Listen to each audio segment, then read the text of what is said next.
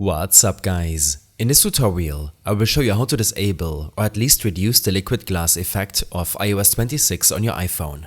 First, while using your iPhone, navigate to your lock screen. Tap and hold anywhere on your lock screen to open up this menu. Tap on Customize at the bottom and then tap on a clock. This will allow you to change its style from glass to solid. After changing your lock screen clock style, head to the home screen. Here, tap and hold on the background and then tap on Edit on the top left.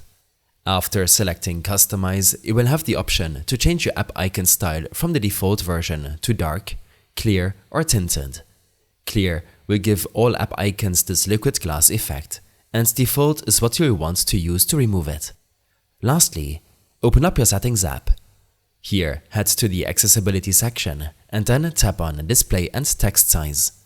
Enable the Reduce Transparency option, and you can also try using the Increase Contrast option or any of those other display settings to reduce the liquid glass effect even more.